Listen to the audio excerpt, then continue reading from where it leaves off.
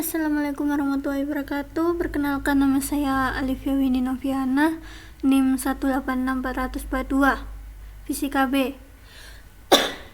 Pada video kali ini saya akan mempresentasikan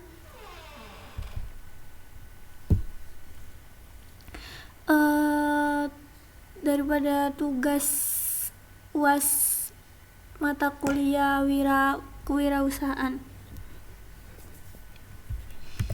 Yang pertama itu ada ringkasan 7 profil usaha, yaitu tugas 1 sampai tugas 7. Berikut adalah contoh gambaran profil usaha. Ada jilbab, terus rempah-rempah, kayu, jamu, kue basah, laundry, dan lain sebagainya. Untuk tugas pertama itu saya mengambil judul kerajinan kayu rumahan.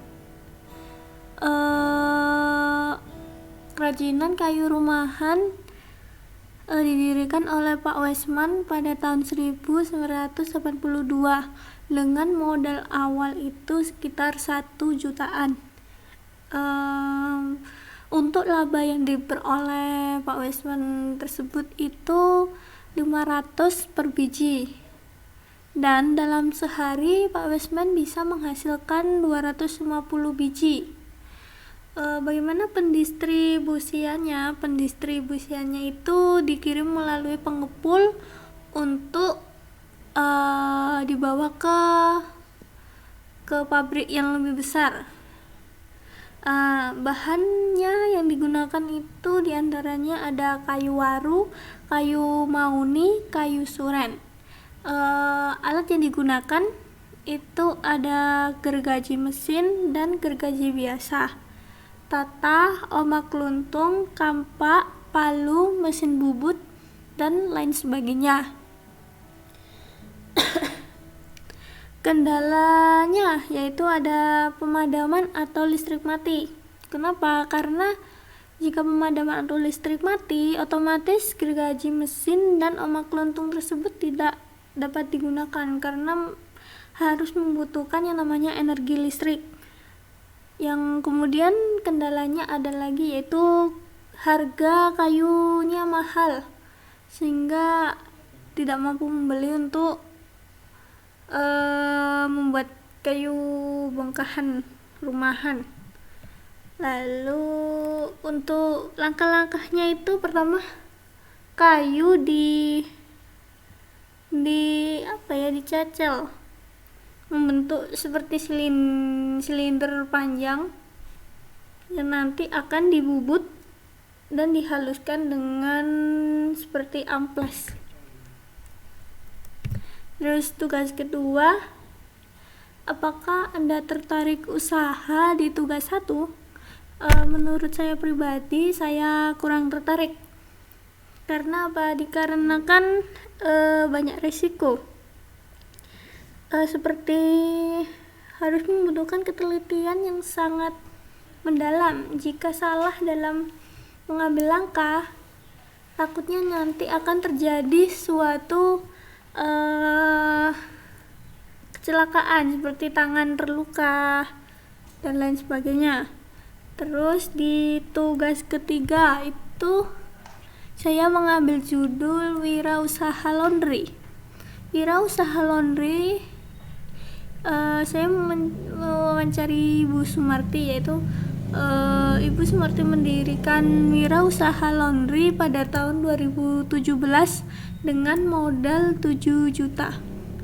Bagaimana dengan labanya? Sekitar 6.000 per kilogram. Dan untuk penghasilan per bulan, labanya itu sekitar 8-10 juta. Alat dan bahan ya seperti mencuci pada umumnya, yaitu alat yang digunakan ada mesin cuci, pengering, setrika, deterjen, dan pewangi pakaian. Kendalanya pemadaman atau listrik mati.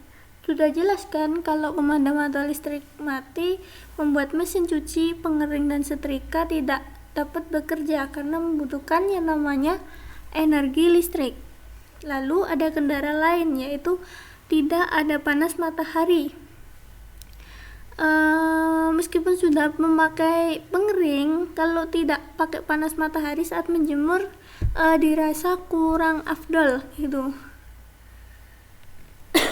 Bagaimana dengan langkah-langkahnya? Langkah-langkahnya sama seperti mencuci pada umumnya. Yang pertama pakaiannya kilokan dulu pakai timbangan, yang nanti akan dihitung labanya. Kemudian jenis pakaian tersebut akan dipisah dari pakaian yang mudah luntur sama yang tidak mudah luntur. Ya, nanti akan dimasukkan ke mesin cuci, dicuci, terus dikeringkan dengan menggunakan pengering, terus dijemur sebentar, lalu disetrika. Terus saat memakai setrika diberi pewangi. Tugas yang keempat itu saya mengambil judul Jilbab Al-Defa. Jilbab Al-Defa didirikan oleh Ibu Nova pada tahun 2019 dengan modal 1,5 jutaan. Labanya 7 juta per bulan. Awal mula Ibu Nova ini mendirikan Jilbab Al-Defa karena untuk dulu itu saat beliau masa perkuliahan, untuk menambah penghasilan uang jajan Ibu Nova itu sendiri. Nah, untuk pendistribusiannya itu melalui media online seperti Instagram, Tokopedia, Shopee, Lazada, WhatsApp, dan lain sebagainya. Dan untuk offline-nya biasanya Ibu Nova itu menawarkan kepada para mahasiswanya dan para siswanya. Untuk alat dan bahannya ada kain, jenis-jenis kain, terus alat jahit, benang, dan lain sebagainya. Gimana kendalanya? Kendalanya itu harus update model setiap hari karena model cepat berubah. Lalu jika model lama belum laku, maka dijual murah untuk habiskan stok. Yang nanti dari uang penjualan yang model lama itu nanti dijadikan modal untuk model terbaru, model atau style terbaru. Nah, tugas kelima judulnya itu pengusaha kopi. Didirikan oleh Pak Ian pada tahun 2018 dengan modal sekitar 400 ribuan. Laba bersih itu sekitar 100 ribu per hari. Bagaimana pendistribusian? Pendistribusiannya itu hanya koneksi antar teman. Dan alat dan bahan yang digunakan diantaranya ada kopi, alat penggorengan biji, dan penggiling biji. Kendalanya apa? Kendalanya tidak adanya stok biji kopi. Untuk langkah-langkahnya ya seperti membuat kopi pada umumnya. Pertama, jika kopinya dari bentuk bulat-bulat itu harus dihaluskan dulu dengan penggiling biji. Setelah digoreng ya biji, habis itu diracik seperti kopi pada umumnya. Terus tugas yang keenam itu saya mengambil judul Bisnis Kue Basah. Bisnis kue basah didirikan Bu Nila pada tahun 2016 dengan modal sekitar 350 ribuan. Laba yang diperoleh itu sekitar 500 sampai 600 ribu per stok pesanan. Pesanan ini biasanya pesanan di kayak sebuah hajatan. Biasanya satu pesanan itu bisa terdiri dari berdus-dus jenis kue basah. Nah, pendistribusiannya itu beliau melalui WhatsApp yang dibuat status lalu koneksi antar teman. Alat dan bahan itu berbagai peralatan seperti mixer, oven, loyang dan lain sebagainya, serta bahan-bahan yang dibutuhkan seperti tepung gula, tepung terigu, pewarna makanan, vanili dan lain sebagainya sesuai dengan jenis kue basah itu sendiri. Bagaimana dengan kendala? Kendalanya itu saat listrik mati atau pesanan terlalu banyak dan waktu yang tersisa tinggal sedikit. Untuk langkah-langkahnya itu tergantung jenis kue apa. Tugas ketujuh itu saya mengambil judul jamu herbal kering. Jamu herbal kering didirikan oleh Ibu Ibtidaiyah pada tahun 2018 dengan modal 500.000. Labanya yang diperoleh 50.000 per beberapa minggu tergantung banyaknya pesanan. Bagaimana dengan pendistribusian? Beliau melalui media online dan keliling kampung.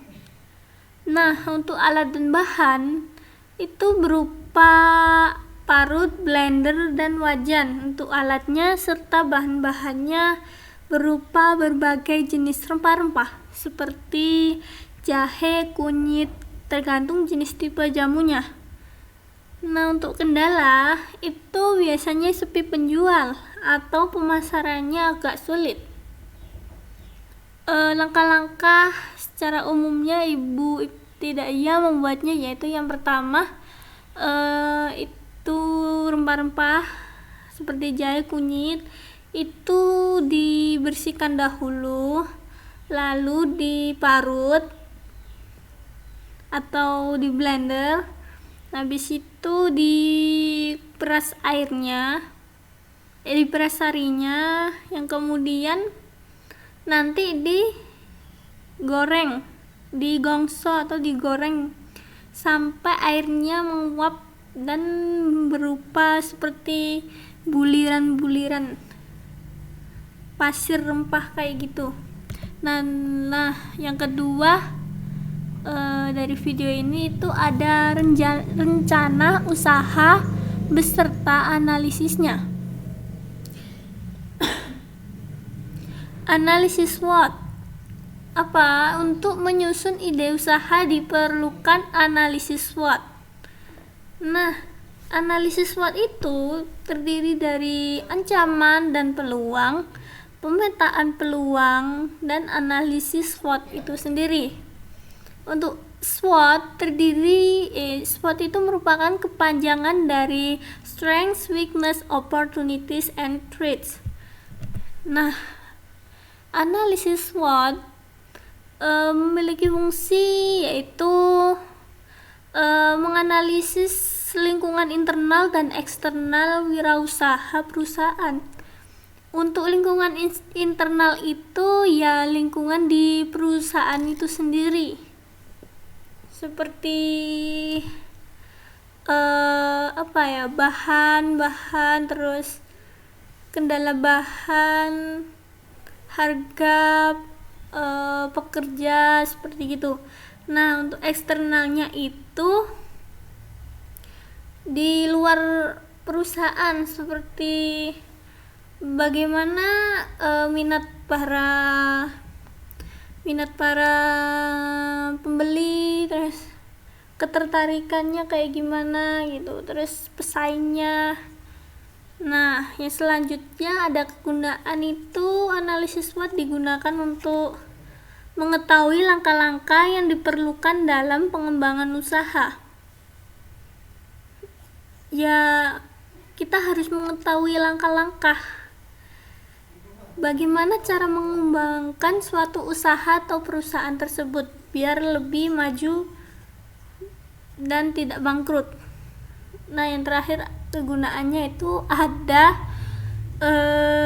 menentukan strategi pengembangan usaha atau perusahaan.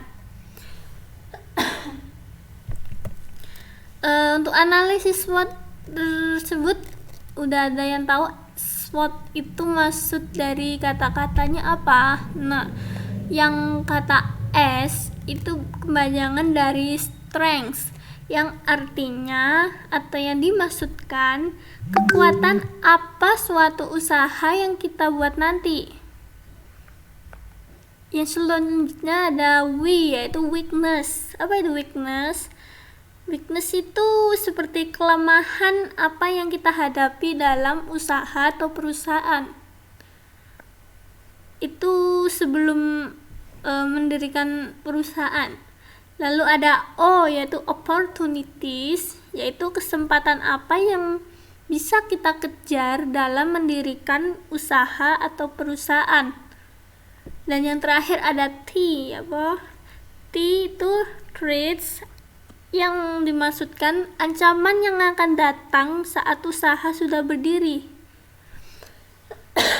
Ancamannya seperti banyak pesaing yang sama jenisnya dengan perusahaan yang sudah berdiri tersebut.